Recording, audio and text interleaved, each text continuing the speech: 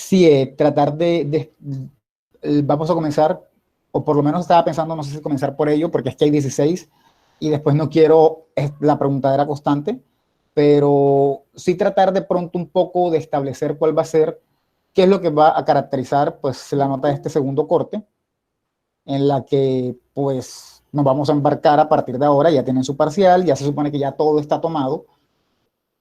Si algo había que enviar, yo creo que hasta hoy era la última fecha, aunque no sería la idea, eso lo comento después. Y pues nada, también compartirles un documento en el que quiero que de alguna manera vayan viendo eh, pues ¿Cómo, lo profe? que ¿Cómo? llevan. Acabo de entrar. Bien, hermano. Hola, bien, Luis. Sí, fue Luis el que habló. Pues nada, viendo para ver de pronto un poquito qué es lo que llevan, qué es lo que llevan de los informes, qué es lo que he estado haciendo durante todos estos días que estoy llamando lista. Lo que estoy haciendo realmente es ir llamando a cada uno y preguntarle a cada uno cuántos informes ha enviado. Obviamente ustedes pensarán como que, pero eso no lo debería saber usted. Claro, pero como todos sabemos, hay fallas en los correos y a veces, no solamente fallas en los correos, también hay estudiantes que mienten. No me ha pasado con ninguno de ustedes hasta ahora, pero sí me ha pasado en otras partes en las que me quieren meter gato por liebre y decirme que han enviado X cosas que no han enviado, porque luego es evidente que no lo han enviado. Entonces, como para ir llevando como ese control, entonces lo que voy a hacer es compartirles un documento que ya existe, que ya creé, y compartirlo en Classroom para que cada uno vaya viendo qué es lo que tiene y qué es lo que no tiene. Porque de pronto algunos no tienen siquiera claro cuántos informes han enviado, lo cual creo que está mal, pero tampoco es algo que sea punible, que yo tenga que decirles como que, ah, qué mal, están bien brutos. No, no, no.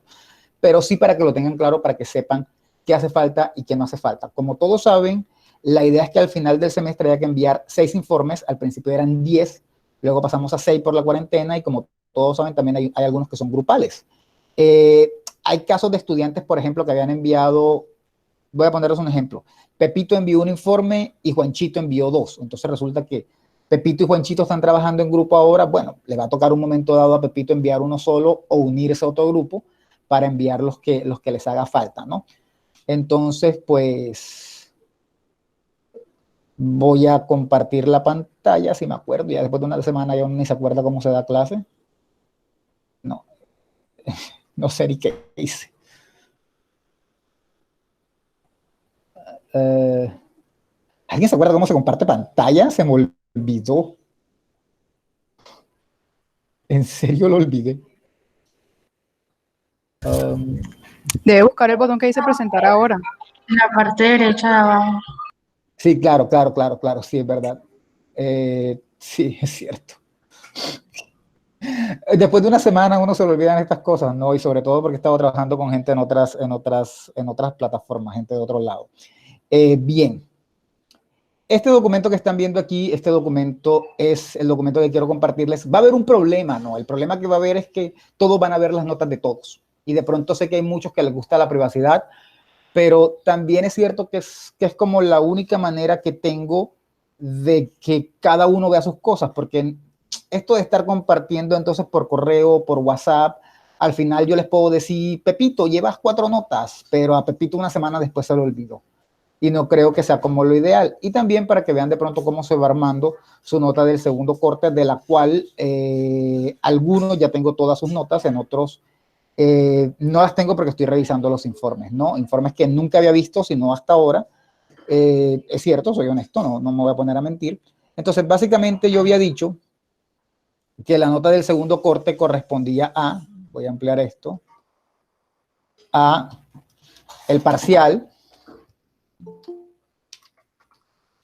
que iba a ser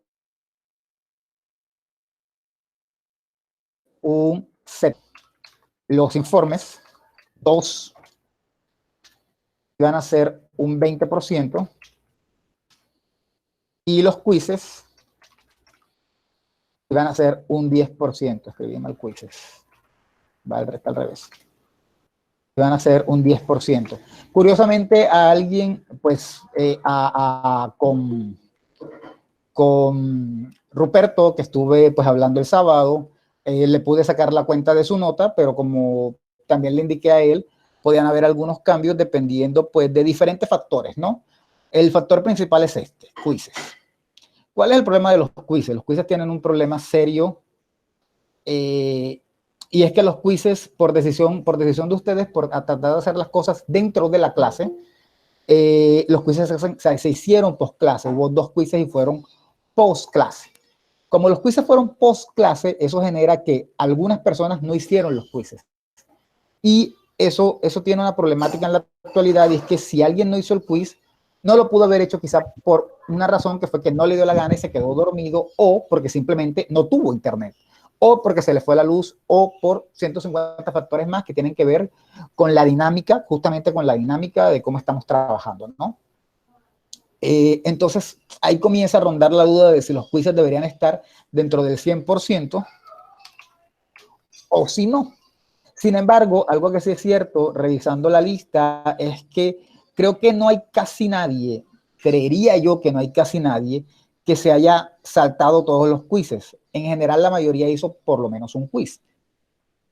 A lo que voy es, cuando yo llegue al final de las notas, tomaré la determinación final de si incluir los quizzes dentro de ese 100% o si por el contrario hago valer el parcial, el 80%, luego el 20% de los informes, como está estipulado, y luego los quizzes como un 10% extra. Yo sé que en este punto muchos pensarán como que, ¿y por qué no toma esa decisión ya? O sea, ¿qué falta de seriedad hay en esto de la nota es esta, la nota es la otra, la nota se va a mover, la nota bla, bla, bla? Pero prácticamente esta decisión es por su propio bienestar, ¿no? Hay gente a la cual esto le vale. O sea, hay gente a la cual esto le vale. Hay gente que tiene una excelente nota en el parcial, tiene excelentes informes y tiene muy buenas notas en el quizzes y realmente esto le vale. O sea, si quieres sumar los quizzes, súmelos. Si no quieres sumarlos, no los sume. Pero hay otra gente para la cual eso sí pesa, porque perder el 10% de los quizzes por alguna razón puede representar bajar la nota máximo. Y yo entiendo que los quizzes fueron hechos en un horario estricto, sumamente estricto. Ni siquiera es un horario de darle 2 horas como con el parcial, sino un horario de media hora post clase. Entonces, esta es una decisión que tengo que tomar en el proceso, sobre todo a la hora de mirar cómo les fue. ¿Está claro esto que estoy diciendo? Sí, profe. O sea, más que claro, lo que quiero es, ¿está claro el por qué estoy tomando esta decisión y por qué no les puedo decir aún cómo voy a distribuir la nota? O sea, Profesor, no es algo profesor, mío. disculpe, Dime. yo acabo de entrar y vi la que va a ser el informe, pero no sé. ¿Cómo así? ¿Qué me decías? Yo acabo de entrar a la clase y me apareció enseguida de parcial, informe 80%, no sé qué, pero no Bueno, sé de qué están hablando. esto de aquí arriba no es viejo, esto de aquí arriba es algo, perdón, es viejo, esto de aquí es algo dicho, que es que de qué se iba a componer el 100% de la nota del segundo corte. Yo estoy hablando de la nota del segundo corte, de cómo se va a definir la nota del segundo corte, luego de haber revisado, luego de comenzar a organizar sus notas en la planilla y luego de darme cuenta que algunas personas que tenían quizá buenos resultados se les van a bajar por los quizzes. Algunos se les va a bajar por los informes. Pero los informes es algo inevitable porque, ojo, yo estoy juzgando el informe que debió ser del 3 de marzo y el otro que debió ser el 20 de marzo. O sea, tiempo de entrega ha habido suficiente. Si usted no pudo hacer el del 20, hizo el del 27. Si no hizo el del 27, hizo el del después de Semana Santa. Si no, hizo el del 20. Si no, hizo el del 27. Entonces, los informes sí no tienen excusa. Yo lo que estoy tratando es de establecer ahora aquí cómo sería la nota del segundo corte, explicarles cómo sería la nota del segundo corte, para tratar al máximo de que los quizzes, que son el problema, porque el único problema son los quizzes, no terminen por afectar a una persona que lleve un resultado bien y que se le venga bajo su nota porque simplemente no pudo hacer los quizzes porque simplemente tiene problemas de internet. ¿Está claro? Y obviamente aquí hay un problema y es que yo puedo decir, Pepito Juan siempre ha tenido problemas de internet, por lo tanto a Pepito Juan no le voy a contar los quizzes, pero a veces no solo es Pepito Juan, a veces Juanchito Pérez, que jamás tiene problemas de internet, un día se le fue la luz faltando media hora para que se acabara la clase y no pudo hacer el quiz. Entonces, esto a veces de simplemente decir quién tiene computador y quién no tiene computador y quién tiene internet y quién no tiene internet puede resultar muy engañoso, ¿no? Entonces, básicamente acá, están pues las notas definitivas de los quizzes, está la cuenta, cuánto llevarían acumulado. Por ejemplo, alguien que sacó 3.9 tendría un 3.2 acumulado, más los quizzes, más esto, llevarían tanto. Falta la nota de los informes, que es lo que realmente estoy tratando de acumular, como repetía, que es por lo que estoy preguntando en la semana, confirmando que cada uno haya enviado cierto grupo de informes. Hasta ahora no he tenido problemas con nadie, es decir, al que le he dicho, ¿has enviado uno o no has enviado ninguno? Dice, sí es cierto, o al que ha enviado X, ha enviado X. Partiendo de ello, a ver, ocultar.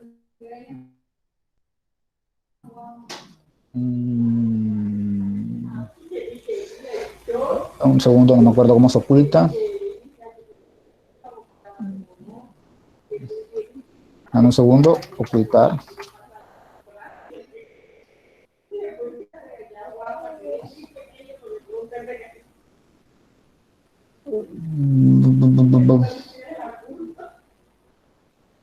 Bueno, voy a eliminar esta columna.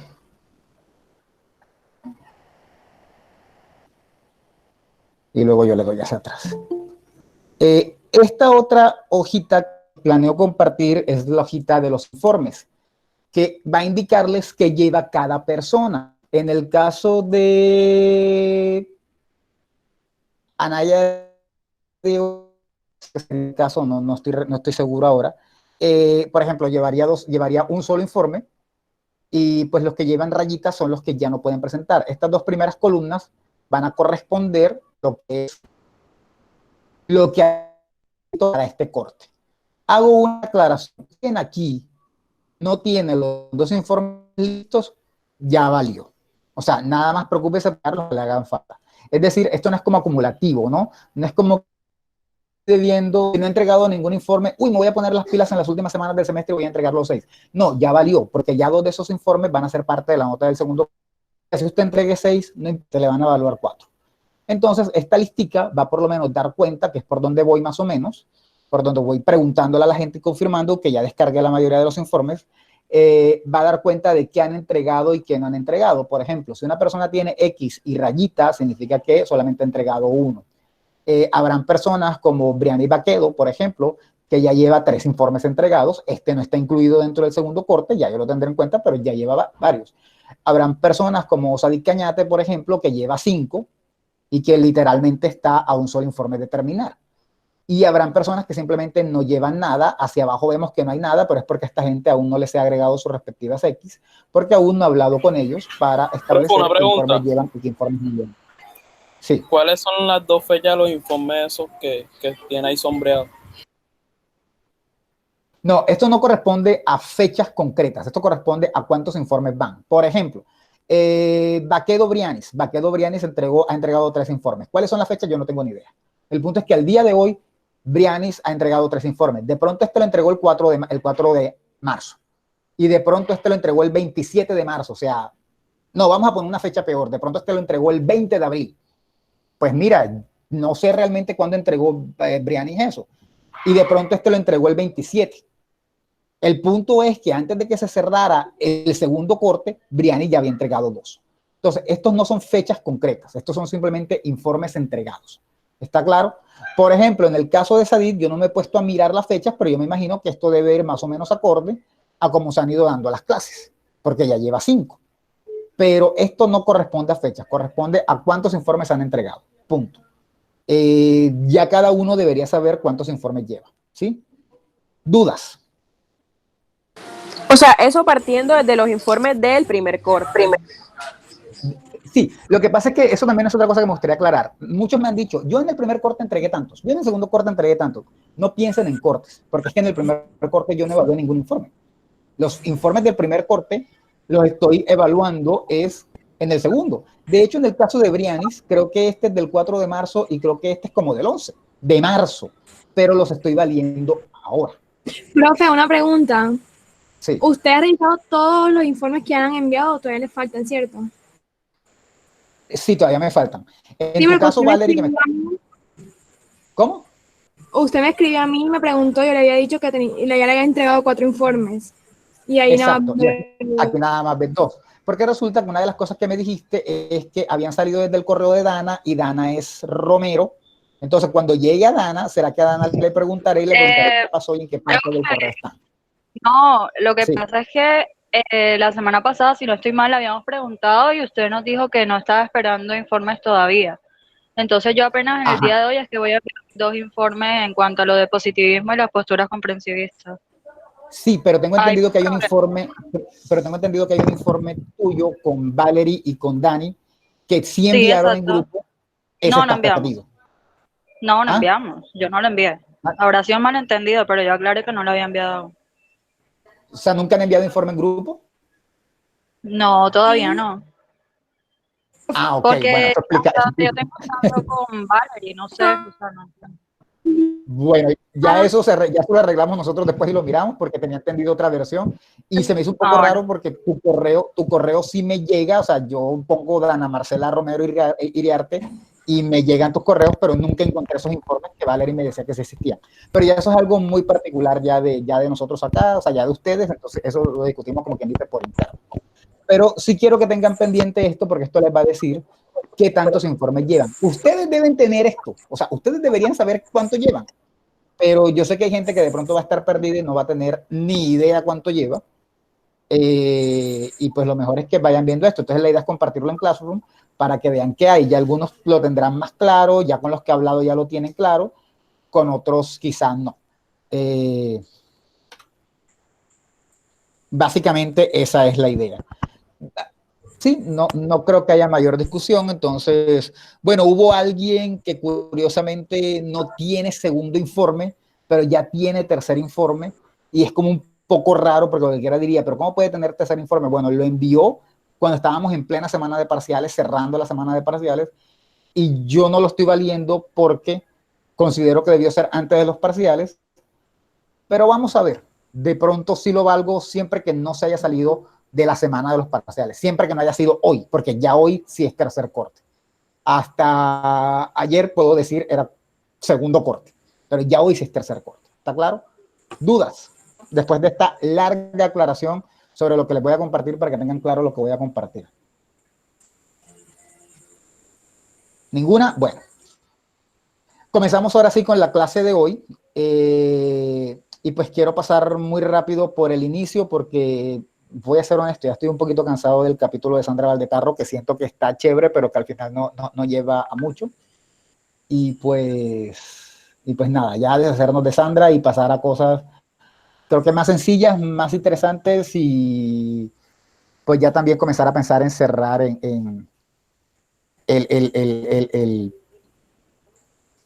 el semestre, ¿no? Pues nada.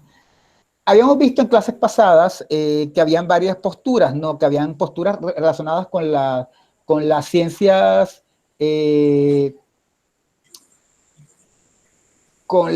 sociales, ¿no? Posturas epistemológicas. Habíamos visto, por ejemplo, hace un buen rato que existían las posturas positivistas, que eran las que trataban de imitar el método, de alguna manera, el método de las ciencias naturales.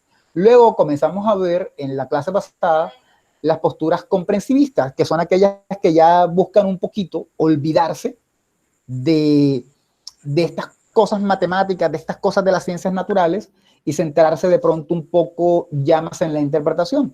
Y en ese caso, que esto salieron varias cosas en el examen, ya venían las posturas comprensivistas y comenzábamos, por ejemplo, con la hermenéutica y discutíamos las características de la hermenéutica, y luego discutimos un poco sobre la fenomenología. Cerramos hoy con las terceras posturas dentro de este grupo de posturas comprensivistas, también llamadas interpretativas.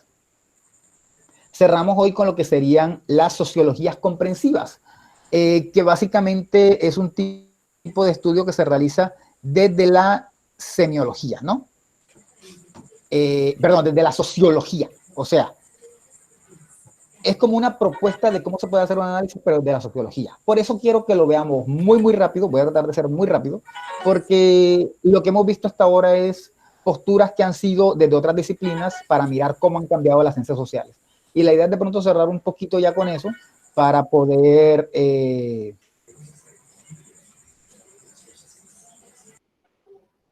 para poder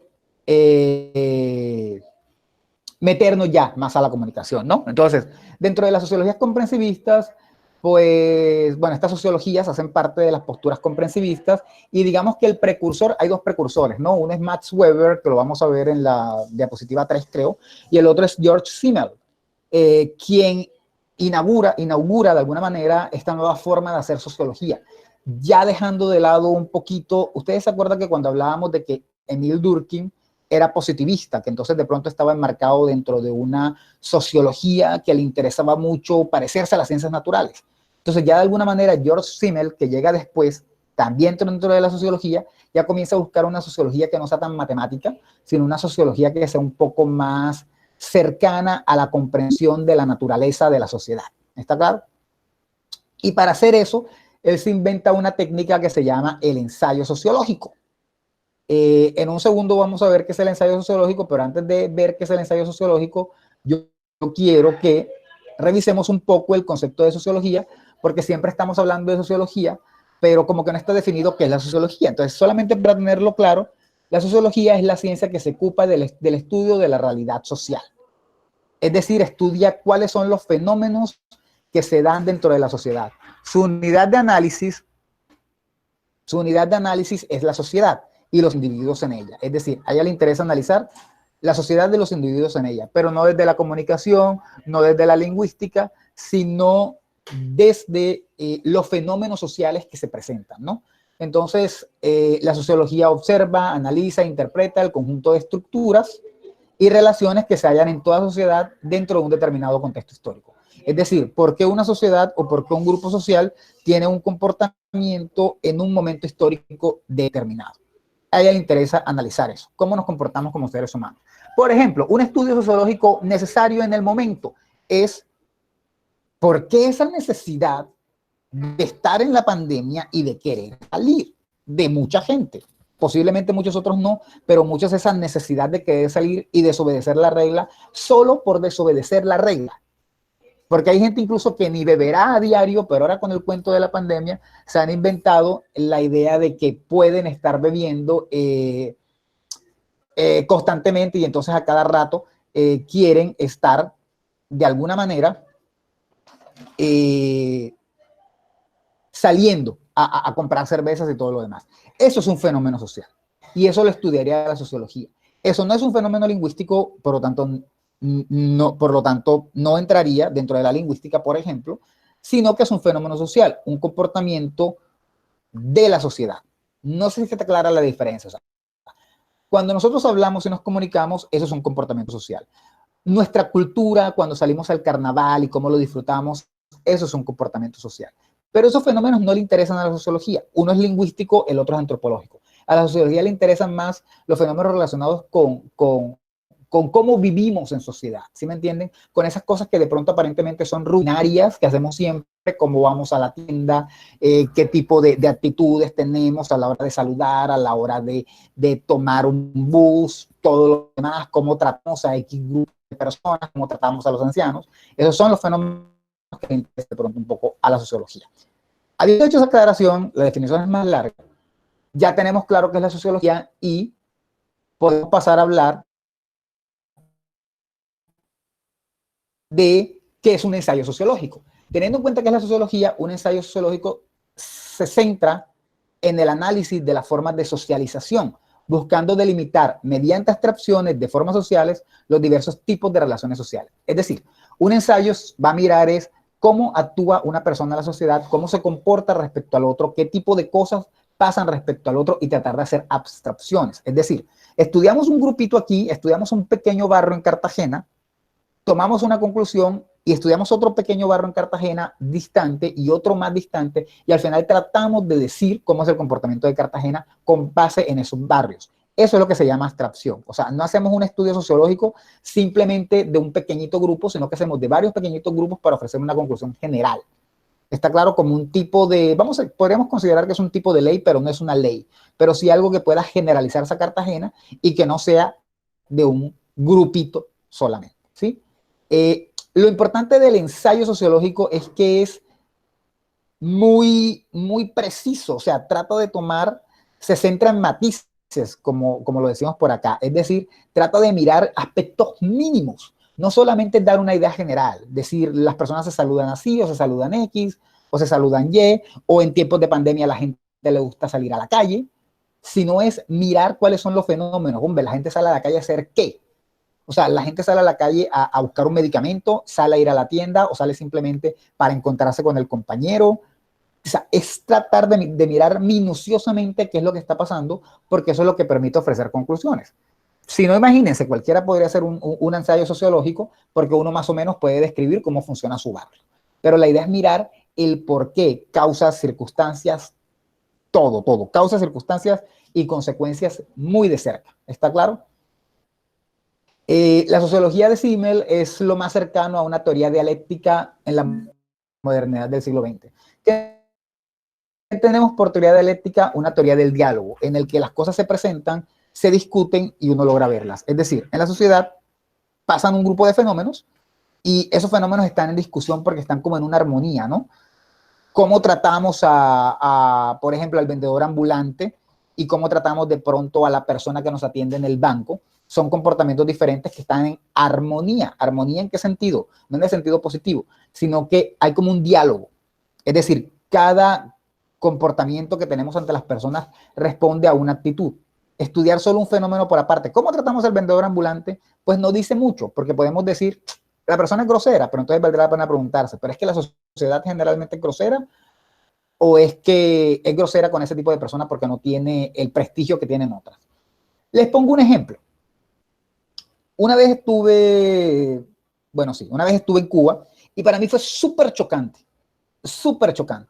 porque los vendedores en Cuba, o sea, cuando uno va a un restaurante, la gente es súper fría, o sea, no te dice ni, estoy hablando en la parte humilde, ¿no? En la parte humilde porque, no había plata para partes caras, pero no te dicen ni, hola, ¿cómo estás? Buena, sino que tú llegas, no te prestan atención, tú preguntas cuánto vale la comida, te dicen, vale tanto, tú les pagas, no te dicen nada, ni te agradecen, tú das las gracias cuando te entregan de pronto el cambio y no te las devuelven, o sea, no te devuelven las gracias. Y yo me sentí muy incómodo porque yo decía, esta gente es bien ruda y es bien grosera. Eso tiene unas razones sociales y es que la igualdad en Cuba se entiende desde el punto de vista socialista, que todos tenemos los mismos derechos y que no hay por qué servirle al otro, ¿no? No es esta idea de que el cliente siempre tiene la razón. Eso allá no existe. Entonces, fíjense, eso es un comportamiento social que está en diálogo con la posición política del país.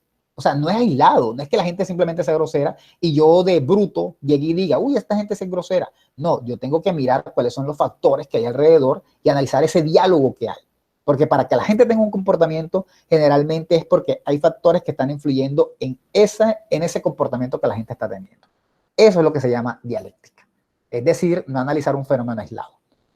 Ahora bien, esta sociología de Simmel se dedica al análisis del presente. Como sabemos, la sociología se dedica al análisis de las cuestiones actuales y trata de hacer un análisis dinámico, es decir, teniendo en cuenta diferentes aspectos. Por eso decimos que es dialéctico, porque no solamente llegar a la conclusión de lo que estamos viendo, sino analizar todo el contexto y todo lo que pasa alrededor. Es fragmentario, porque analizamos por partes.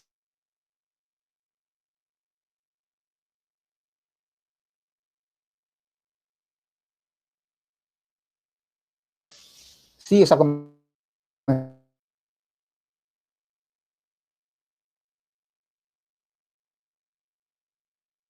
estamos a analizar lo que pasa, que es que se aleja de la idea, bueno, básicamente la definición es que tiende a alejarse del eje alrededor del cual gira, pero básicamente es que nos tendemos a alejar de la idea central de la que estamos trabajando. O sea, si queremos analizar el No se le comportamiento entiende de nada, el internet se corta.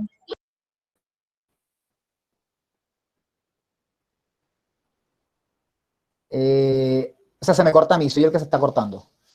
Sí, profe. Entiendo, soy el que se está cortando porque... Bueno, pero en este caso, déjenme mirar a ver cómo soy de datos porque yo creo que no me los han puesto.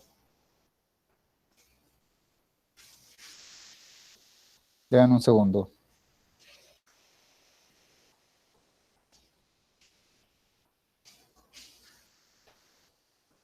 Uf.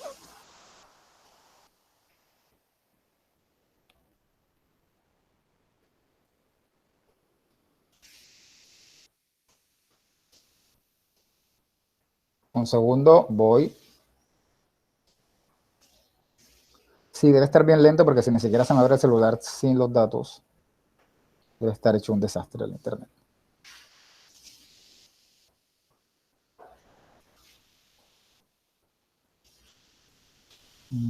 Histórico de datos.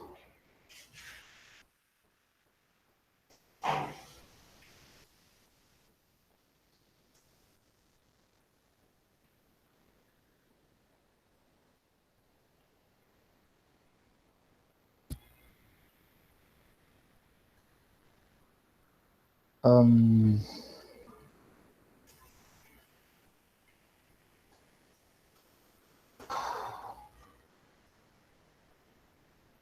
bueno, voy a tratar de conectarme con los datos y pues nada, no sé si tenga suficientes. Bueno, sí tengo. Entonces de pronto se va a cortar la comunicación un poquito, un ratito. Profe, ¿Me están ahora sí se escuchando ahora escucha. bien o todavía está igual de malo? Sí se escucha bien. Ahora mismo sí estamos. ¿Ahora sí se escucha bien? Sí. Bueno, voy a seguir entonces no por tacañería con los datos, sino para no cortar, porque saben que si corto entonces toca comenzar a aceptar a todo el mundo y comenzar a regresar. Entonces voy a seguir y si vuelve a fallar me dicen y entonces ahí sí lo hacemos con los datos. Ya por lo menos ya me di cuenta que sí tengo suficiente como para hacer la clase.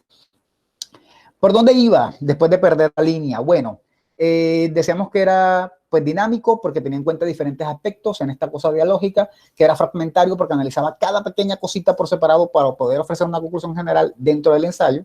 Ustedes vieron la argumentación del semestre pasado, entonces sabrán que un ensayo, curiosamente, es defender una idea analizando diferentes argumentos. Entonces es más o menos eso, analizar pequeñas cositas para ofrecer una conclusión más general, y centrífugo en la medida en la que hay como un punto central y uno se tiende a alejar de ese punto central, del tema central que estamos analizando, qué sé yo, el trato hacia las personas con trabajos, a los trabajadores ambulantes, el trato hacia los trabajadores ambulantes desde el punto de vista sociológico. Entonces uno se aleja de ese tema, uno comienza a buscar de pronto cómo se tratan a otras personas por el mero hecho de hacer comparaciones. Entonces en ese sentido uno se aleja un poquito de eso. Y eso hace que sea como un multiperspectivismo, es decir, comenzamos a tener muchas perspectivas de lo que está pasando para poder establecer una conclusión más concreta del tema que nos interesa. A veces si nosotros nada más interesamos lo que nos interesa, no tenemos una visión realista. ¿Está claro? Bien. Habiendo hecho esa aclaración, cerramos. Una pregunta. Bien. O sea que es decir que estos ensayos así sociológicos vienen siendo, o sea, están realizados por el método, bueno, mediante el método inductivo. Sí, definitivamente. Claro, es que casi todas las ciencias sociales después del positivismo es inductiva. Pero esto es un excelente, muy buena anotación, porque esto es un excelente caso de inductivismo. O sea, comienzas mirando pequeñas cositas, luego armas toda una conclusión y ofreces una conclusión final. Una conclusión general. La gente se comporta, exacto. Es excelente análisis. Muy bien, porque esto es un claro ejemplo del inductivismo. A veces no se nota tanto cuando un trabajo es inductivo o no, pero estos ensayos son inductivos definitivamente. Muy bien. Otra figura relevante, como les había dicho, era Max Weber, y Max Weber a lo que le interesa es, él considera que hay que hacer ciencia. Hay que hacer ciencia y hay que tener en cuenta aspectos científicos y todo lo que ustedes quieran, pero que también hay que tener en cuenta las creencias religiosas y el espíritu que las anima, o sea, que anima ese espíritu de tener creencias religiosas. Y todo tipo de creencias culturales y demás. Ustedes van a decir, pero profesor, ¿por qué eso si están haciendo ciencia? Sí, ¿verdad? Parece absurdo. Esto no es un ataque a ningún religioso, sino que se supone que la ciencia está tratando de buscar cosas con hechos y la religión a veces no puede probar hechos porque lo que se hace es, la religión es un sistema de creencias. O sea, tú tienes que creer por fe. ¿Habrán hechos que podrán comprobarse a través de la religión? Sí, pero hay otros que no. ¿Está claro? O sea, nosotros no tenemos ninguna prueba física que nos indique que en efecto Jesús resucitó. Una prueba física no hay. Uno cree en eso por fe, pero no hay prueba física de hecho. No hay un video que nos muestre que Jesús resucitó y ascendió al cielo. Eso no existe. Entonces, obviamente esos son el tipo de cosas que la ciencia no avala, la ciencia tradicional. Pero Weber lo que dice es que esas creencias religiosas y que todo en lo que uno cree, eso hay que tenerlo en cuenta dentro de la sociología. Y parece absurdo, pero no, porque es que esas creencias son las que generan y muchas veces explican el comportamiento de la gente. ¿Está claro? Muchas veces la gente tiene ciertos comportamientos por religión. Por ejemplo, aquí en Soledad, Atlántico, en Atlántico, en un municipio que se llama Soledad, hubo un montón de gente que fueron y se metieron a la iglesia porque ahora en temporada de pandemia se pusieron a hacer un culto. Entonces, ese comportamiento de esta gente que cualquier otra persona diría es absurdo, son ridículos, son lo que sea, que personas tan irresponsables, sea cierto o sea falso eso, esas personas tuvieron ese comportamiento por un asunto de fe. No fue una cosa de que ellos decidieron, uy, hoy quiero ir a respetar la pandemia, hoy quiero ir a respetar la cuarentena. No, ellos hicieron eso por un asunto de fe. ¿Está claro? Entonces, él considera que hay que distinguir entre la investigación empírica, lo que uno hace, la investigación de los hechos sociales y las valoraciones. Es decir, una cosa es cómo analizas tú la sociedad y la otra es cómo la sociedad se valora, así como la vecina viene y juzga a la otra vecina porque hizo algo malo o bueno, según cómo esta vecina lo esté viendo. Es decir, mira la otra, esa es una señora terrible, le quitó el marido a la hermana, una cosa así. Esas valoraciones que se escapan a la ciencia, pero que dentro de la sociología hacen parte del comportamiento de la sociedad, solo se pueden explicar a través de la importancia de las creencias religiosas, y no solamente religiosas, y del espíritu o del alma o de las razones que llevan esas creencias. Y eso es lo que permite la valoración. ¿Eso está claro? Entonces, Weber distingue dos tipos de racionalidad. Él considera que en efecto hay dos tipos de racional. La primera, la racionalidad de los fines, que es la científica, la que adapta los medios para unos fines, es decir, adapta una metodología para obtener un resultado investigativo, y la racionalidad del valor, cuando ya uno no razona pensando en unos fines, sino cuando uno ya razona pensando en los valores, en qué vales tú como persona. De pronto la primera, ustedes dirán, la primera de la racionalidad de los fines nada más aplica para la ciencia. No, es que también aplica cuando uno está en su casa y uno hace un razonamiento sobre, por ejemplo, mañana avisaron que se va a ir el agua. Yo me voy a preparar desde ahora para comenzar a llenar los tanques porque realmente no sé a qué hora se va a ir el agua porque dijeron una hora, pero a veces la AAA, que es lo que funciona en Barranquilla, no cumple ese horario y la quita desde antes. Eso es una racionalidad para los fines. ¿Cómo te adaptas para cumplir un fin? Eso es una cosa. Y la otra es la racionalidad del valor. Voy a llenar el agua y espero que mi vecina de al lado no llegue a quitarme el agua porque esa señora nunca está pendiente de que tiene que llegar agua, de que tiene que recoger agua cuando nos avisan que el agua se va a ir. Eso ya tiene que ver con los valores, es de juzgando, ¿sí? Finalmente, la conceptuación, es decir, el concepto, en esta posición de Weber, incluye los tipos de ideales, porque uno tiene como un ideal de que es correcto, ¿no? Y cada persona tiene ideales de que es correcto. O sea, habrán los que piensan que el ideal de una familia es papá, mamá, hijos, y ese papá y esa mamá tienen que ser un hombre y una mujer heterosexuales.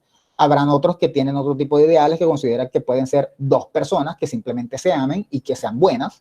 Eso implica dos mujeres, dos hombres, una mujer, un hombre, whatever. O incluso personas que consideran que simplemente una familia puede estar constituida por una sola persona, sea papá, sea mamá, y los hijos. Son como tipos ideales que tenemos. Entonces, la conceptualización consiste en tipos ideales, y tales tipos no se derivan obviamente solo de la ciencia o del conocimiento científico, sino que también se derivan de lo que uno cree correcto o incorrecto. ¿Sí? Esos tipos ideales no responden a una realidad empírica, no son el resultado de clasificar ni son meras fijaciones, son como modelos o construcciones racionales. Nosotros construimos una racionalidad sobre lo que es correcto o incorrecto con base en nuestras creencias. Y esos conceptos basados en nuestras creencias son los que permiten crear ese tipo de ideales. Ojo, aclaración final para cerrar con esto. No significa que lo que dice Weber es que para hacer sociología nos tenemos que fijar en los valores. Lo que dice Weber es que para hacer sociología hay que tener en cuenta los valores de la gente para poder llegar a conclusiones certeras. Porque si uno no tiene en cuenta las creencias de la gente, ni los tipos ideales que tiene la gente, uno lo que puede hacer es hacer malos juicios de la sociedad. ¿Está claro? O sea, profe, lo que decimos básicamente es que hacemos como o sea, contextualizamos también los motivos de la persona, ¿no? Sí, los motivos, las creencias de la persona, y eso nos permite la contextualización, claro. Hay cosas personalmente que yo juzgo, por ejemplo, los matrimonios con niñas en Oriente, a mí se me hace una cosa horrible y espantosa. Pero sin duda alguna, y así cueste decirlo, eso responde a un tipo de creencia. Entonces, no es que la sociología vaya a defender esas cosas, sino que la sociología tiene que analizarlo objetivamente. Y eso es lo que de alguna manera Weber plantea. O sea, uno no puede simplemente venir a decir, esta sociedad está mal, esta sociedad está bien, sino contextualizarlo en cuál es el sistema de creencias que hay. Por suerte, algunas sociedades cambian, no recuerdo cuál fue donde leí, pero por lo menos en un país de África, donde están acostumbrados a cortarle el himen a la mujer, ya eso comenzó a cambiar culturalmente. Entonces uno dice, bueno, por suerte está cambiando culturalmente. Pero anteriormente no había cambiado y era por unas creencias, ¿no? Entonces, análisis sociológico, pero como ustedes saben, entonces para uno evitar emitir juicios, lo mejor es saber de cuáles son las creencias. ¿Está claro? Sí, profe, yo pienso que un ejemplo claro puede ser uno que vimos anteriormente de el paradigma de los monos y la escalera.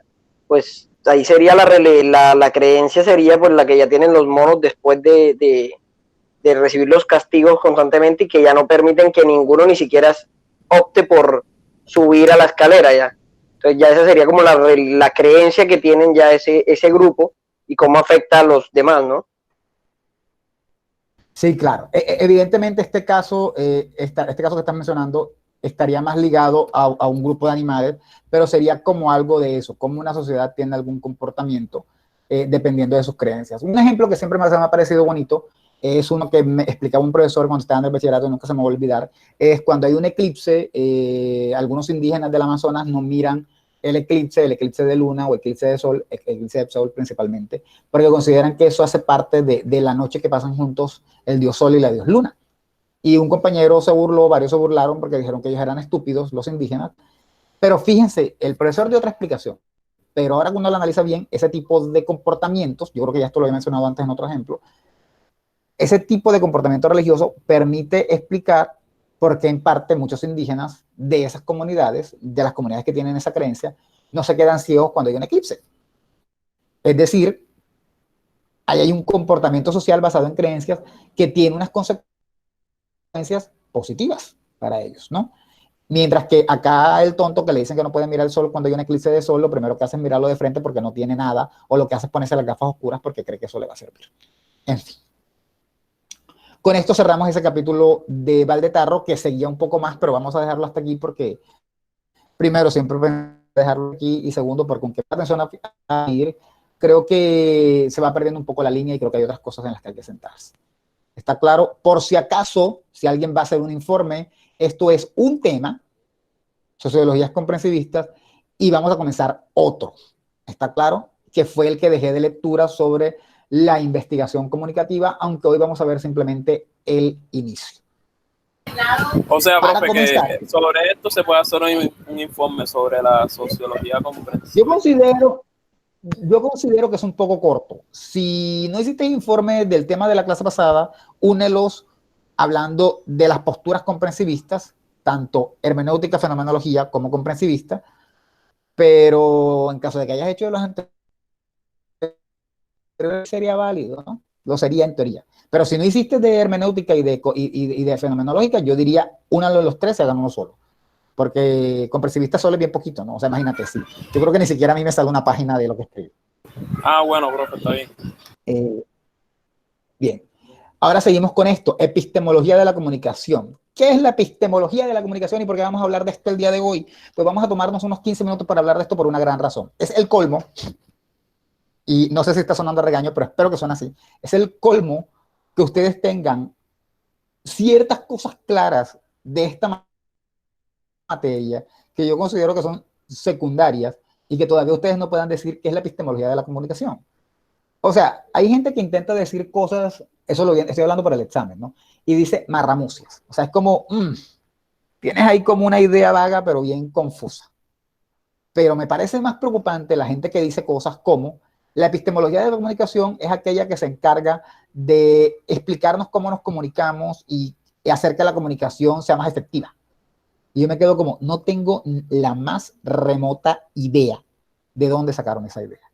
Sí, ok, si no tienen claro el concepto de epistemología de la comunicación, lo entendería, entre comillas, porque ese concepto salió de alguna manera del libro de Valdetaro, y es un libro difícil, pero sí sabemos qué es la epistemología. La epistemología es una rama de la filosofía que se encarga de la teoría del conocimiento científico. Eso lo sabemos, es decir, se encarga de estudiar el conocimiento científico. No todo el conocimiento, sino el científico. Si a eso se dedica la epistemología, lo esperable es que la epistemología de la comunicación se dedicara al estudio del conocimiento científico que se genera con la comunicación. Pero hay gente que sigue diciendo cosas como que la epistemología de la comunicación se encarga de analizar el conocimiento, se encarga de analizar el contenido de las noticias para que puedan poder circular en los medios. No, la epistemología no se encarga de nada de eso. La epistemología es una rama científica, punto. Entonces, primero partamos de qué es epistemología. Aclaraciones para tener en cuenta en un quiz que no voy a hacer hoy, pero que dije que voy a hacer por cada clase, voy a preguntar lo mismo, porque yo aspiro que al final por lo menos tengan en cuenta, tengan claro qué es epistemología de la comunicación y cuál es el objeto de estudio de la ciencia de la comunicación. Entonces, la epistemología es una rama de la filosofía que se encarga de la teoría del conocimiento. Hasta ahí no hay mucho problema. Su estudio es importante para los interesados en la generación de conocimiento científico y más aún si se busca pertenecer a la comunidad académica. Eso es la epistemología. O sea, si uno quiere pertenecer a una disciplina académica, uno tiene que saber un poquito de epistemología para saber cómo se investiga. Una investigación va a tener en cuenta la epistemología. ¿Por qué? Porque la Profe, repita lo que dijo un minuto atrás, porque había quedado donde había dicho eso lo último, eso lo que dijo último. Repita de nuevo porque se quedó ahí el audio, se quedó. Sí, no se escuchó nada. Bien. Decía que la epistemología es una rama de la filosofía que se encarga de la teoría del conocimiento científico.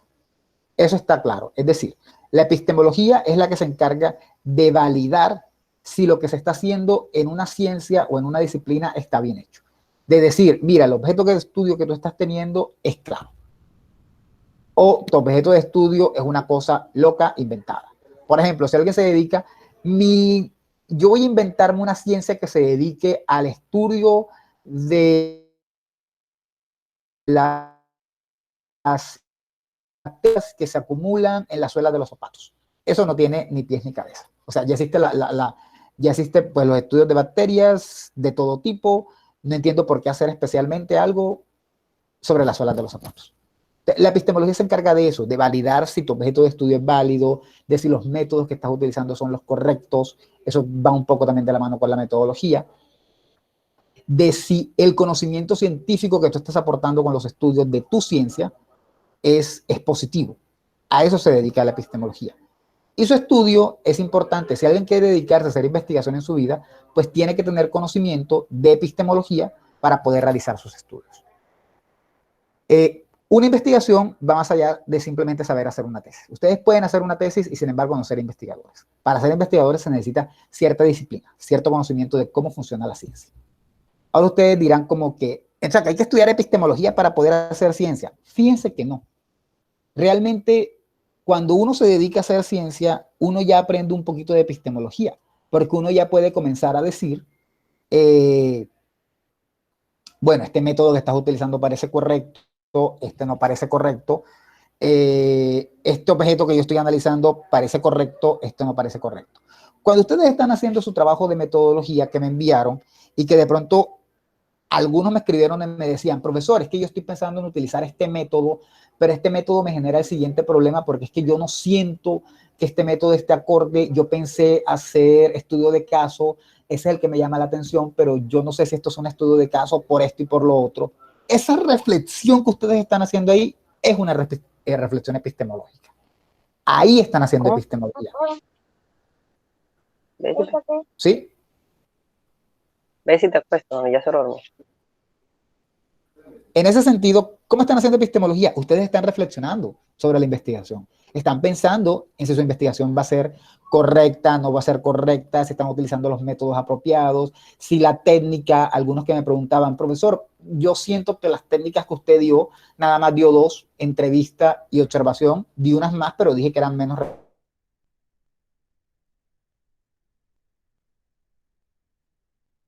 relevantes. Se está Reflexiones cortando. son de epistemología. Entonces, todo el que hace investigación se está cortando. Bueno, entonces, dame un segundo en lo que... Bueno, entonces, déme un segundo en lo que me conecto con datos y seguimos en lo que nos queda de clase.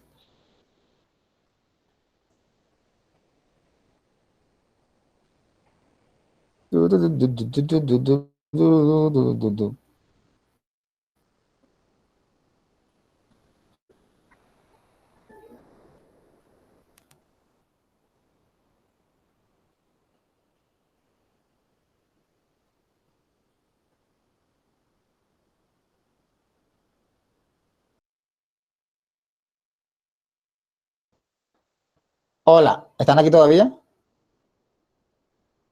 Aquí, Sí. aquí. señor. Ay, mira, no se fueron. Yo pensé que, o sea, pensé que iba a pasarme como me pasaba con Zoom, que era que si quitaba la red, se cerraba todo. Supongo que me salí fui yo, pero ustedes quedaron con la cuenta abierta. Ahora sí nos está cortando, espero. Porque me estoy mamando. Bien, pues les venía diciendo yo, no sé si lograron entender eso, que cuando ustedes se pusieron a hacerme preguntas por el WhatsApp, de si el método que estaban utilizando les servía, de profesor, yo no estoy seguro, yo estoy poniendo que lo mío es así, pero yo no estoy seguro, eso es hacer epistemología.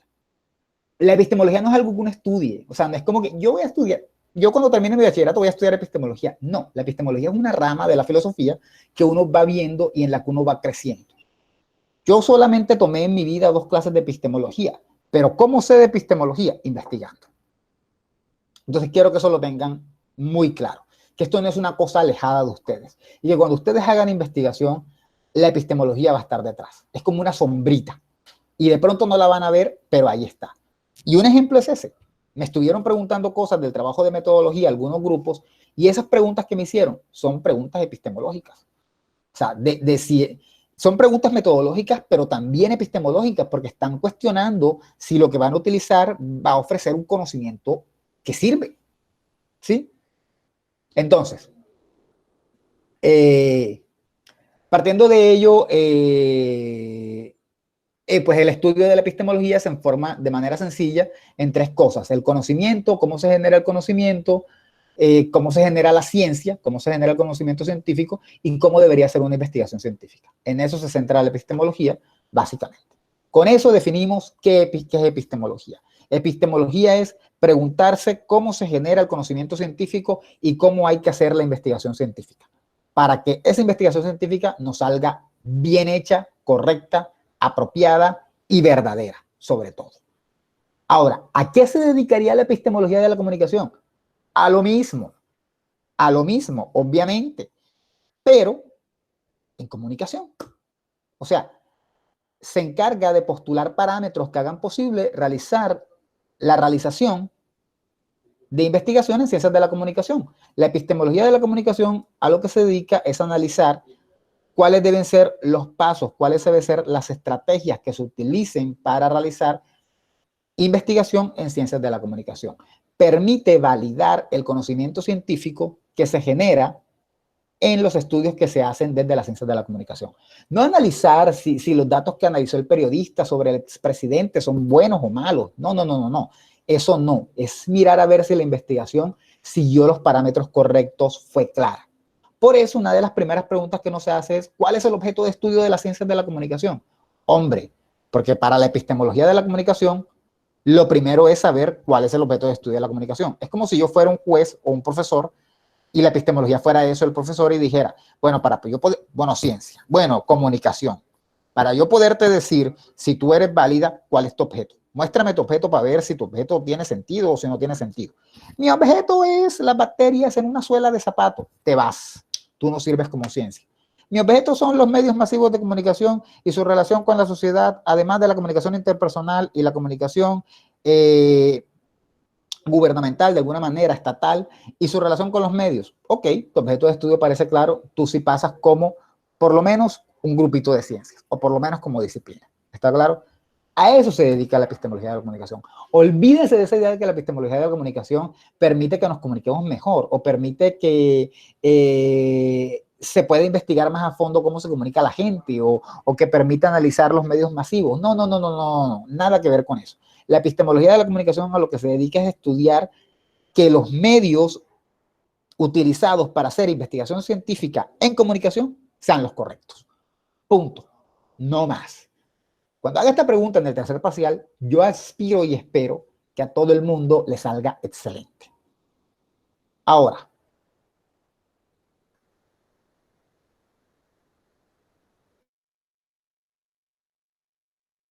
¿Ahora qué?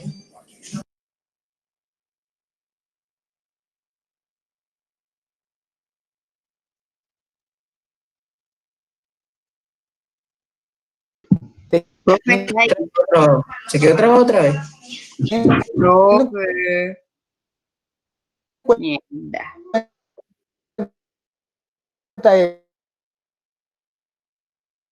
Profe, nada, está trabado. Eso. Está trabado el video, el audio.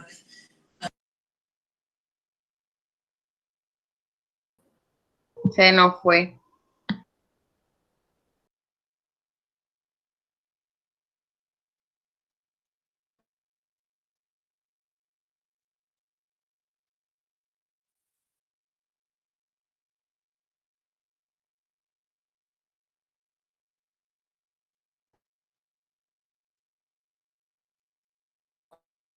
Oh.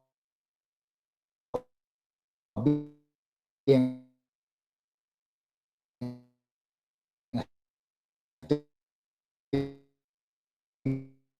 Cargado de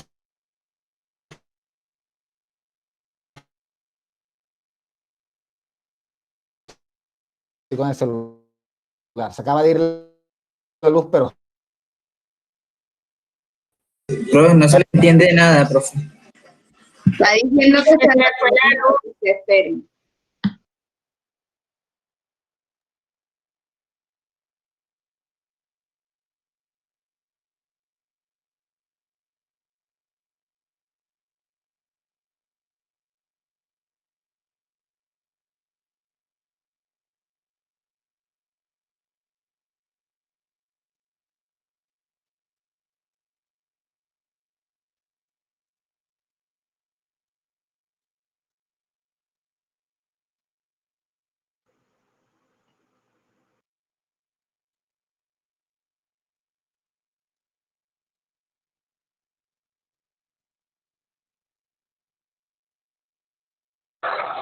Ajá, y se salió de la clase, ¿qué? Eso acabó.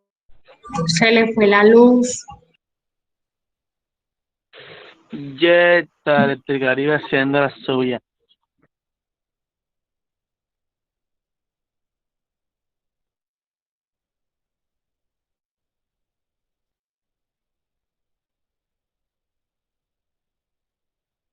Alguien que diga que nos regale estos 10 minutos.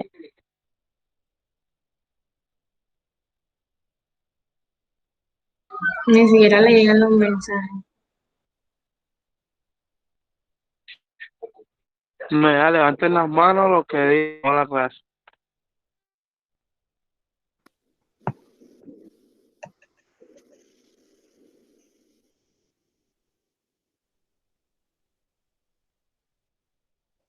Ya se va a meter profe. Ya llegó el alumno, joda, hasta se va a ir durar una hora.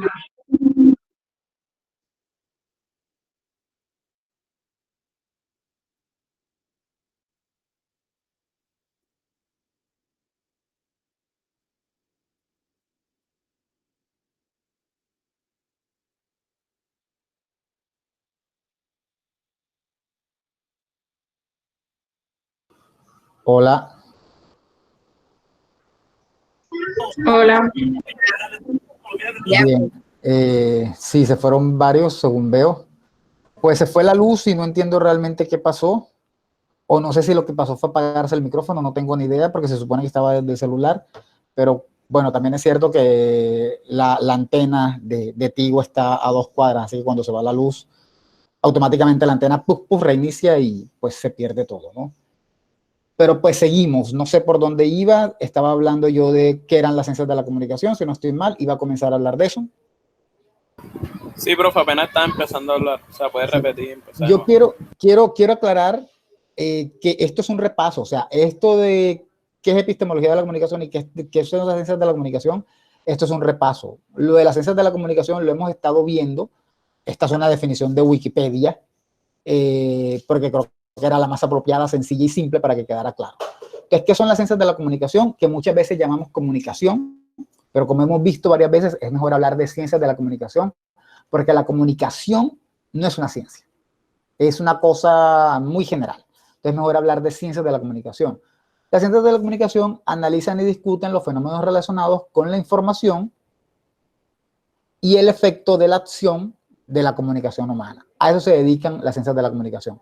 Es decir, los aspectos relacionados con la transmisión de información, que tiene que ver con medios, y el efecto de la acción humana, así como también se encargan de observar y examinar los medios masivos de comunicación, entre otros constituyentes.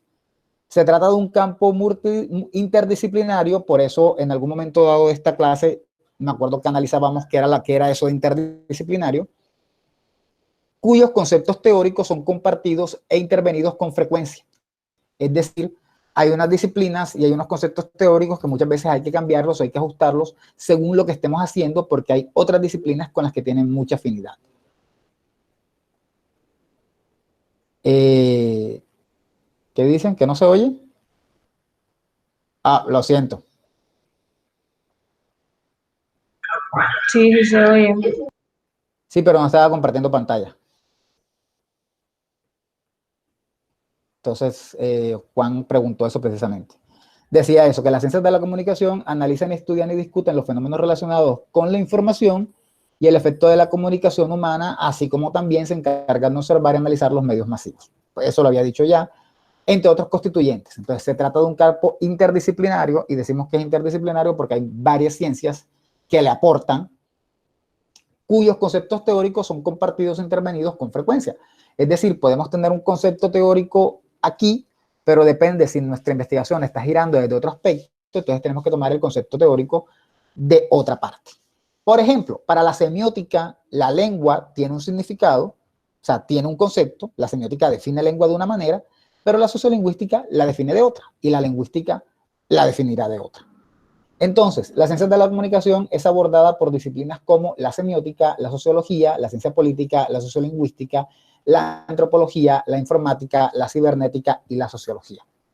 ¿Esto por qué lo estoy retomando o por qué lo estoy diciendo? Porque hay mucha gente que dice cosas como que, ¿cuál es el objeto de estudio de la ciencia de la comunicación? Ah, fácil. El objeto de estudio de la ciencia de la comunicación son la semiótica, la sociología, la lingüística, la antropología. No. Esas son las disciplinas que permiten el desarrollo o con las que tiene relación las ciencias de la comunicación. Eso no son el objeto de estudio. Lo que pasa es que las ciencias de la comunicación se meten a trabajar con esas disciplinas para poder hacer un trabajo. Les pongo un ejemplo. El trabajo de ancianos que está planeando Lina con Sebastián en este semestre, que es irse a meter a un asilo y mirar el comportamiento de los ancianos. Eso tiene características antropológicas y características sociológicas. Está dentro de la comunicación porque, bueno, ellos planean hacer un video. En ese sentido no están ciencias de la comunicación. Pero es un trabajo que tiene características antropológicas y sociológicas.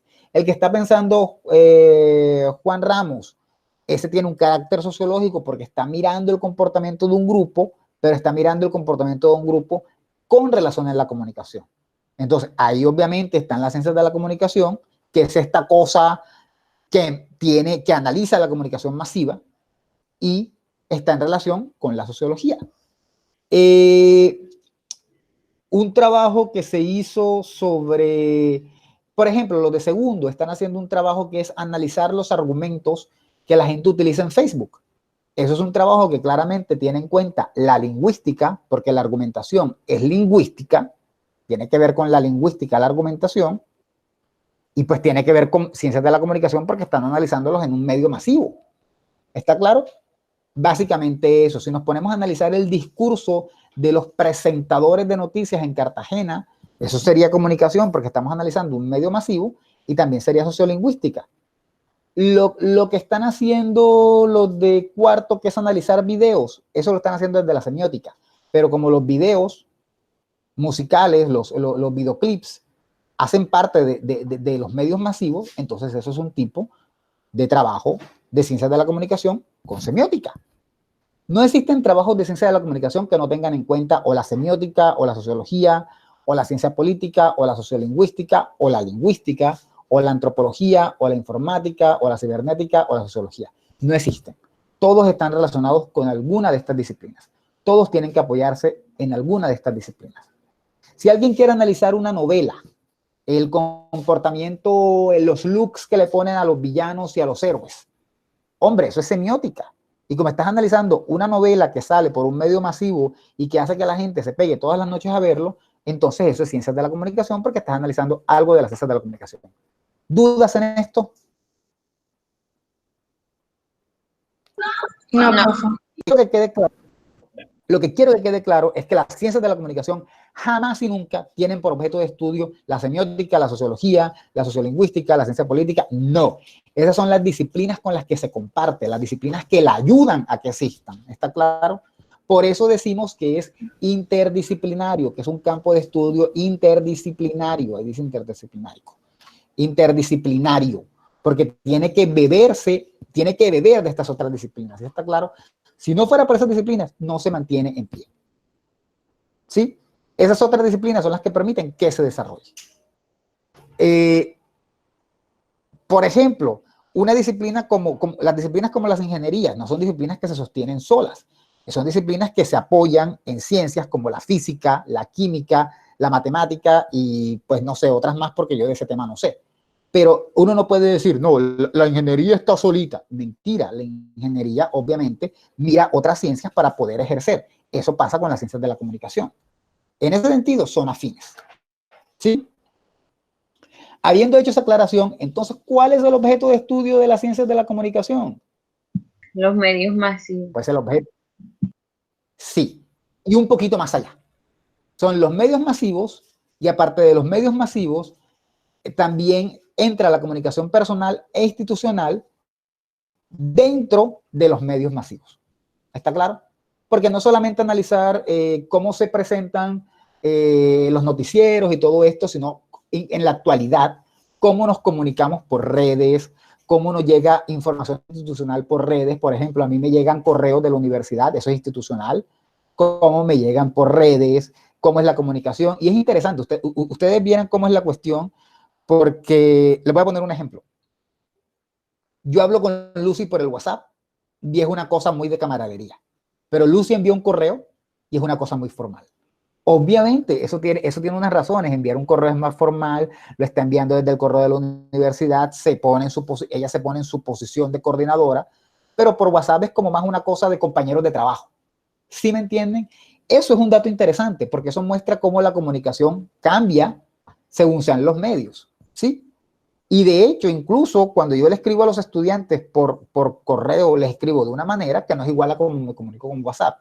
Y a veces siento que me comunico mejor por WhatsApp que en vivo y en directo, que en vivo y en directo suelo ser más frío. Esas son formas de comunicación que están mediadas por las nuevas modalidades de desarrollo actual de la mediatización informática. Es decir, por redes y por todo lo que tenga que ver con lo cibernético, el Internet. ¿Sí?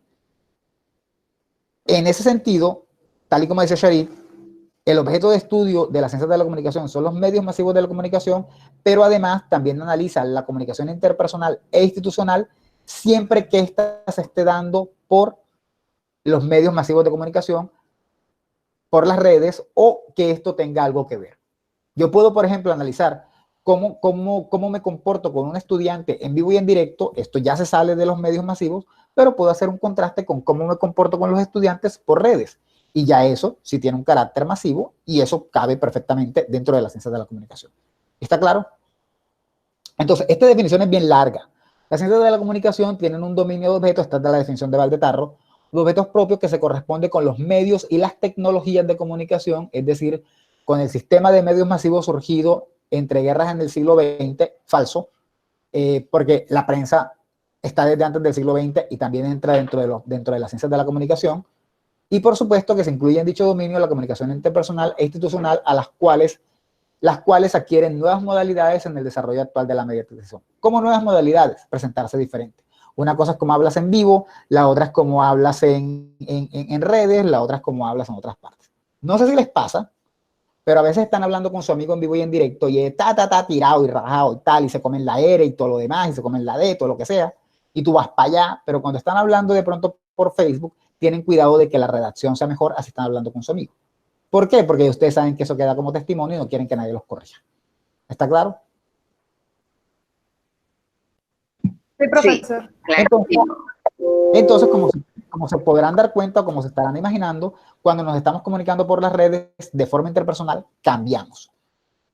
Ese es el objeto de estudio de las ciencias de la comunicación.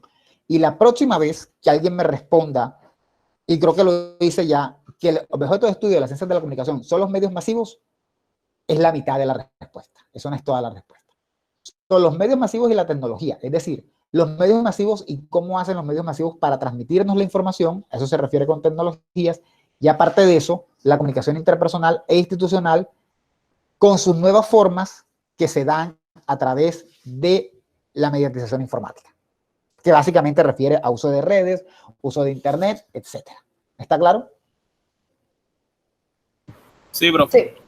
Obviamente de estas tres cosas no van a hacer ningún informe porque simplemente esto es una cosa vieja que yo estoy retomando ahora que ya terminé Valdecarro para que les quede claro y no vuelvan a colocar las cosas que colocaron algunos en los exámenes, porque a poca gente pude ponerle un 5 en esa pregunta, que entre otras cosas era una pregunta de regalo, era una pregunta así que yo dije, les voy a poner esta pregunta así para que puedan tener un 5 gratis, y otra gente hasta ni le sirvió, pero bueno. Bien. Ahora sí pasamos a hablar de la investigación comunicativa. Básicamente... Profesor, Sí. de día de hoy no se puede hacer comentario. Sadi tiene 5, o sea, cálmate. Pero básicamente harías un comentario, si no has hecho comentario de fenomenología y hermenéutica, yo te diría, hazlo de fenomenología, hermenéutica y le agregas lo que di al principio, que era sociologías comprensivistas. Te diría que se puede hacer un comentario con lo que voy a cerrar, que es esto, que tiene que ver con la investigación comunicativa, pero dado la ida de luz y dado todo lo demás y dado toda la introducción larga que hice explicando cómo iba a ser la parte de la evaluación del segundo corte, no creo que alcance a desarrollar estas 5 o 6 diapositivas, que serían de las que podrías comenzar un informe, partiendo del hecho de que es un capítulo del que mandé a leer. A menos de que tú termines de leer el capítulo y hagas el informe. Eso está en proyecto E de la semana pasada. Profe, Sí. a comentarios se refiere a los informes. Sí, comentar informe es lo mismo. Ah, ok. Ya otra gente ha tenido la duda. La clase generalmente es hasta las 10 líneas que yo sepa, porque así está contemplado en el horario, ¿no? Digo, solo por decir.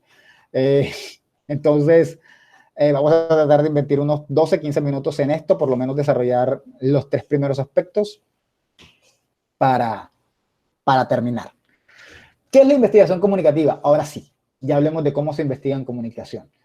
Pero no vamos a hablar desde siempre, no vamos a hablar desde toda la historia, sino básicamente lo primero que hay que tener en cuenta es que en los últimos 20 años ha habido un cambio trascendental en la comunicación y que la investigación en comunicación ahora tiene que hacerse desde la actualidad. Tomar trabajos o mirar los modelos o las formas en las que se hacía investigación hace 50 años no sirve de mucho. No sirve de mucho casi en ninguna ciencia, pero en el caso de la comunicación es peor todavía, porque en los últimos 20 años ha habido un desarrollo impresionante en comunicación, en todo tipo de comunicación, ¿no? O sea, la prensa impresa se acabó, se está acabando, ha pasado a ser una prensa virtual. las redes transformaron la transmisión de noticias, la opinión del público comenzó a ser más relevante, antes nadie tenía manera de responder, ahora uno si no le gusta algo que está saliendo en Caracol, uno comienza a tirarle cosas por Facebook y todo lo demás, etcétera, etcétera, etcétera. Entonces, para hablar de la investigación comunicativa, y una definición muy bonita que me gustó, que estaba en el texto como comenzaba, que hace parte de una serie que se llama Numbers, una serie muy interesante, pero que no seguí, solamente me vi un par de capítulos. Se define que la ciencia consiste en un salto implacable a los segmentos de la realidad mediante métodos consistentes y teorías coherentes que nos permiten un conocimiento objetivo que trasciende nuestros sentidos y nuestra experiencia inmediata. Como un salto implacable, como un asalto implacable, o sea, uno no se pone con sentimentalismos ni nada, sino que uno simplemente entra al análisis de los fenómenos partiendo de unos métodos y unas teorías que permiten obtener un conocimiento, dejando de lado todo lo que tenga que ver con nuestra experiencia inmediata y nuestros sentidos, es decir, lo que nosotros creamos no es relevante.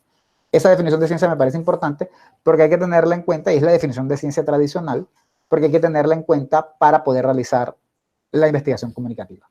Entonces, ¿cómo se hace eso? ¿Cómo se hace ciencia desde la comunicación? Y como les venía diciendo, lo primero es entender que las formas de hacer investigación comunicativa actualmente deben tener en cuenta el cambio social en el que estamos. Y vaya uno a saber si después del COVID va a haber un cambio social comunicativo diferente que permita otro cambio en las ciencias de la comunicación o en la investigación comunicativa, hablando ya de investigación comunicativa. Entonces, lo primero, la investigación comunicativa debe entenderse como un apéndice, o sea, como una parte de las ciencias sociales, de pronto apéndice no es la mejor palabra, de las ciencias sociales, que ha aprendido a hacer ciencia a lo largo o a través de las ciencias sociales. Lo que estoy diciendo está bien raro. Es decir, estuvimos viendo a Valdetarro y estuvimos viendo que hay diferentes corrientes epistemológicas de las ciencias sociales, nunca hablamos de comunicación, hablábamos de ciencias sociales, de psicología, de lingüística, hablamos de incluso hasta de literatura, de los que hacen hermenéutica, Entonces, las ciencias de la comunicación realmente están pegadas a las ciencias sociales, hacen parte de las ciencias sociales y se han construido epistemológicamente, es decir, han creado sus bases epistemológicas teniendo en cuenta cuáles son las bases epistemológicas de las ciencias sociales. Por eso era importante estudiar a Valdetarro, porque todo eso que se hizo del ensayo sociológico que mencionábamos a principio de clase, o esto de tener en cuenta que pueden haber diversos significados en la hermenéutica, o determinar pues cómo adquirimos el mundo a través de los sentidos, desde la fenomenología, eso es lo que permite de alguna manera entender cómo hay que hacer investigación comunicativa. Porque la investigación comunicativa va pegada de las ciencias sociales y es las ciencias sociales la que le ha brindado como los recursos para poder convertirse en unas disciplinas, por lo menos en unas disciplinas con las que se puede hacer ciencia. ¿Está claro? Sin embargo, aparte de que las ciencias sociales le ha brindado toda la epistemología y todas las herramientas para poder definir un objeto de estudio a través de la epistemología y para definir de pronto unos métodos, porque muchos de los métodos que se utilizan en investigación comunicativa se utilizan en otras ramas de las ciencias sociales. Por ejemplo, hacer etnografía es claramente de la antropología, pero se utiliza en investigación comunicativa. Aparte de eso, hay que tener en cuenta que en los últimos años, como venía diciendo, ha habido una transformación importante en los sistemas comunicativos. Básicamente decimos que ha habido una transformación, una consecuencia, dado los cambios tecnológicos, ha habido consecuencia de las transformaciones en el sistema comunicativo, en la estructura de la comunicación mediática, en los usos y los comportamientos de los en los usos y los comportamientos de sus receptores, y por último, como consecuencia de la globalización de los flujos y la universalización de los formatos audiovisuales y digitales. Es decir, gracias a la globalización que se ha dado en los últimos 20 años con las redes, se ha transformado el sistema comunicativo. Ya nos comunicamos con gente a distancia en 30 segundos.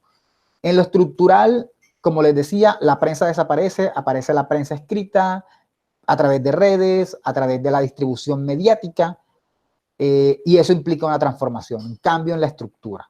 El comportamiento de los receptores también cambia, porque antes tú leías el periódico y echabas madre, leías el periódico y decías, maldita sea, esto que están diciendo aquí es falso, el gobierno nos está robando el dinero, papá, pero lo estabas diciendo tú en el patio de tu casa. Ahora puedes utilizar las redes para pronunciarte, para criticar, para cuestionar a los políticos, para cuestionar a los medios. Y bueno, la globalización también ha permitido un flujo de contenidos y la universalización de formatos audiovisuales. Ahora cualquiera hace un video, cualquiera lo monta y cualquiera se vuelve popular. Y también ha permitido un flujo de contenidos. Hace 30 años pensar que uno podía leerse un artículo del New York Times era una cosa absurda. Porque, ¿y de dónde vas a sacar en Cartagena un artículo del New York Times? Pero ahora no, ahora solamente te metes a las redes, buscas el artículo del New York Times y ahí está. O incluso tienes la suerte de que te encuentras un artículo del New York Times en Facebook que está traducido al español porque precisamente quieren que los latinos lo lean. ¿Sí? Eso ha permitido también un flujo de información. Y que ya no solamente nos tengamos que conformar con los medios que tenemos nosotros aquí, solitos, sentados. ¿Está claro? Ahora, esa nueva realidad implica que haya que buscar las maneras de realizar investigación actualmente. Entonces, en este proceso de choque y adaptación, porque ha sido un choque positivo, ¿no? Pero es que esta llegada de las redes así tan violenta, cualquiera la ve como que, oye, pero esto ha sido un proceso. No. Esto ha sido violento. Esto ha sido una cosa de que en 20 años hemos transformado la realidad. En este choque social que ha habido, no se sabe qué hacer. ¿Cómo investigamos? No lo sé. Eso ha pasado en otras épocas, ¿no? Cuando surgen los medios masivos de comunicación en los 20, también pasó. Y ahora, ¿cómo investigamos esta cosa nueva?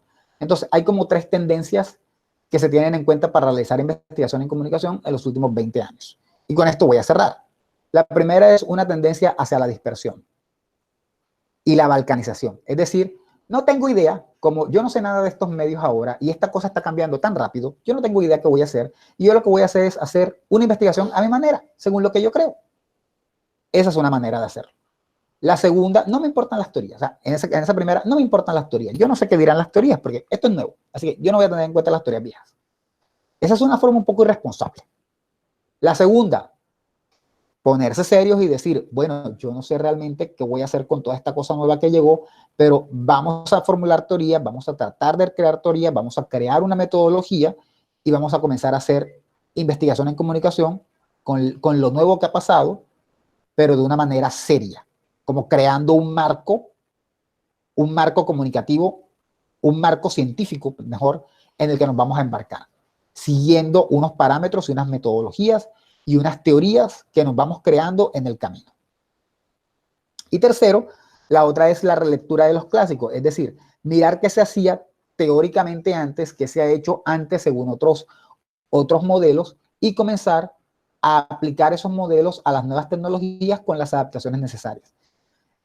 Si recuerdan que en metodología se habla de tradición galileana y de tradición aristotélica, cuando se habla de tradición aristotélica, Aristóteles es de la Edad Antigua, y sin embargo la tradición aristotélica reaparece en las ciencias sociales en el siglo XIX, 2000 años y más después.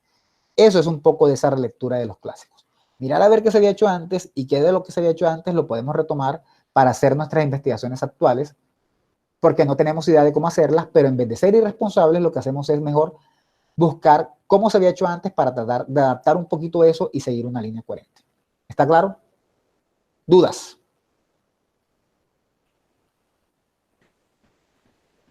Pues, profe, de mi parte, pues todo muy claro hasta ahora. Bien, pues básicamente con eso estaremos terminando la clase de hoy. Pues nos quedan faltando 3 cosillas ahí, para la próxima ampliamos más. Profe. Como les decía, voy a compartir dame un segundo, voy a compartir el documento de Excel por alguna parte de Classroom. Yo no utilizo Classroom, pero lo haré, les pasaré el código y ustedes mirarán a ver cómo van o qué les hace falta. Dime. Profe, permítame un momentico, coloque la diapositiva 9, por favor, para tomarle un screen, por favor. Hola, profe, buenas noches.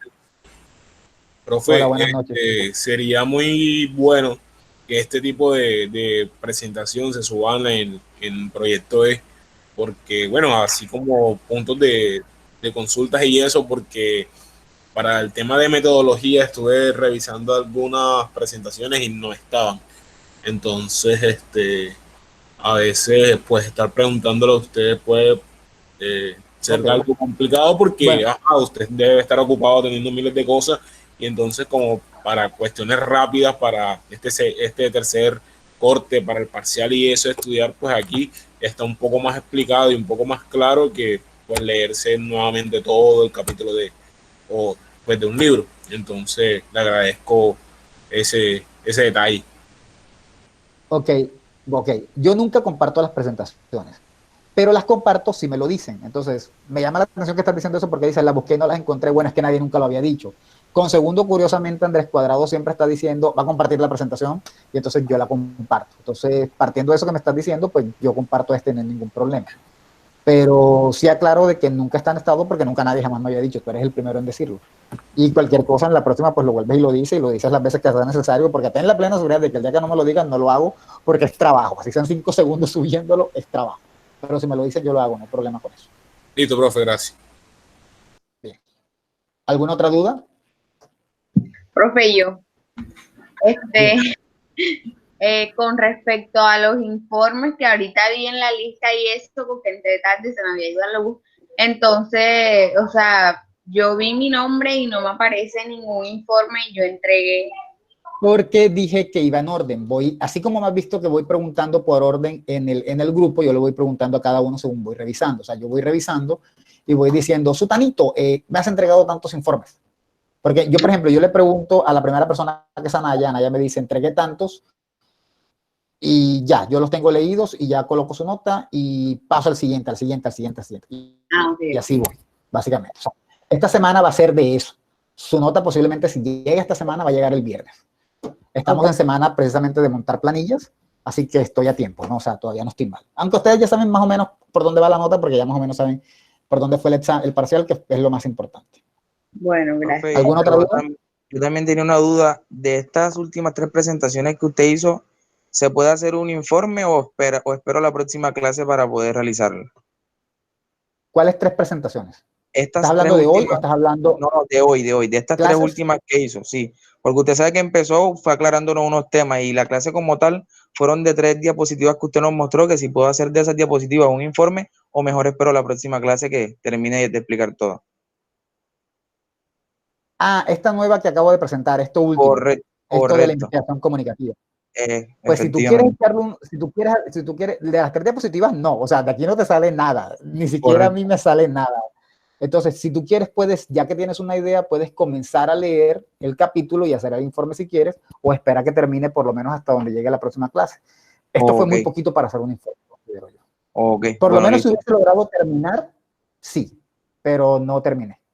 Ok, bueno, listo, entonces yo espero la próxima clase, no hay problema. Muchísimas gracias. Ok. Pero si en caso dado se hace la lectura.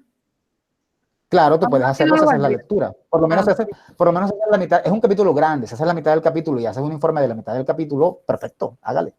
Eso está en proyecto ya está escrito todo. Claro, eso está escrito desde hace 15 días. Ok. No, mentira. Desde hace 8 puse el link. Desde hace 8 puse el link de cuál era el libro. Ok. Profe, yo también le quería preguntar algo. Con respecto también a los informes, si no estoy mal, corríjame, porfa. Yo escuché, bueno, no sé, usted dijo que el primer informe que le mandamos por allá, el primer corte en marzo, ¿usted lo va a valer o no? Sí, claro, ese vale para el segundo corte. Son 2 informes para el segundo corte, 4 para el tercero. Ok, muy bien. Gracias, profe. Bien. Vale. ¿Alguna otra duda? Bueno, no habiendo más nada que decir, entonces cerramos hasta aquí y ya mañana les estaré volviendo a pasar lista, preguntando a ver quién lleva. Sabiendo que lo que estoy haciendo es preguntando cuántos informes lleve, ténganlo claro. Hay gente que lo tiene clarísimo, hay otra gente que está perdida. O sea, que ha sido un poco cómico, pero bueno, pero ya tengan un poquito claro para poder, pues, avanzar en eso. Y que no se pierdan así de, no sé, me toca buscar. Entonces, bueno, señores, pues hasta luego. Muchas gracias. Nos vemos, no sé, cuando nos toque vernos. Mañana, de hecho. Bye. Bye, profe.